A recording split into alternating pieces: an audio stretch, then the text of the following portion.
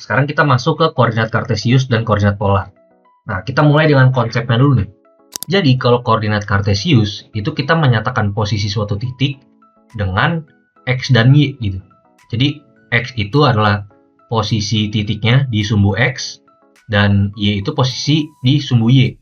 Kalau polar, itu kita kayak seperti menganggap titik itu berada dalam suatu lingkaran gitu. Jadi, ada jari-jari lingkarannya, atau di sini R itu sebagai jarak, dan sudutnya.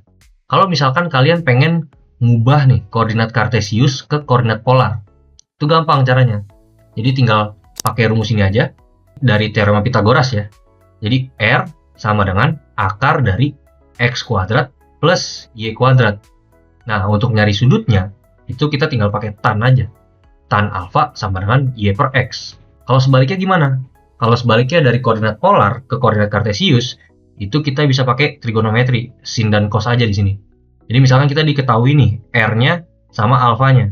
Jadi untuk nyari X-nya, itu sama dengan R cos alfa. Kalau untuk Y-nya, itu R sin alfa. Tuh. Oke, kita lanjut ke contoh soal di sini, biar kita ngerti ya.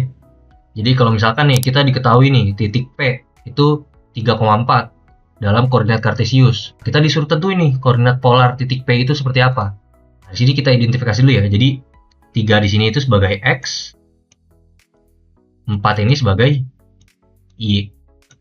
Tadi gimana untuk konversi ke koordinat polar? Kita tinggal pakai teorema Pythagoras saja.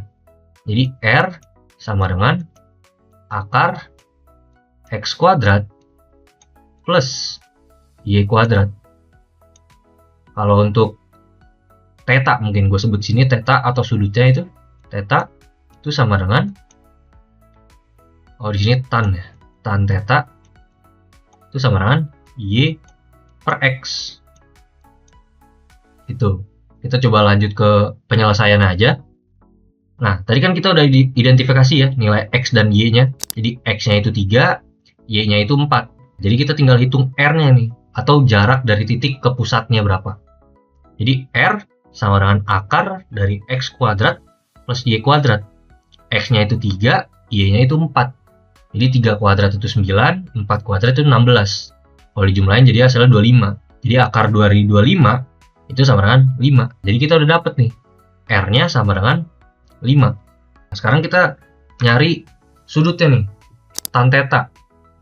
Tan theta itu sama dengan Y per X.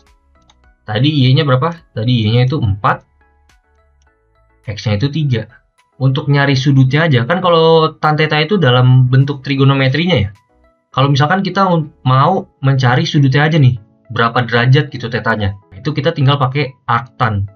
Atau misalkan notasi lain, misalkan kalian ketemu notasi lain di buku kalian, itu biasanya ditulis tan pangkat minus 1 gitu, dari 4/3. Jadi kalian jangan bingung nih kalau ketemu tan inverse ini.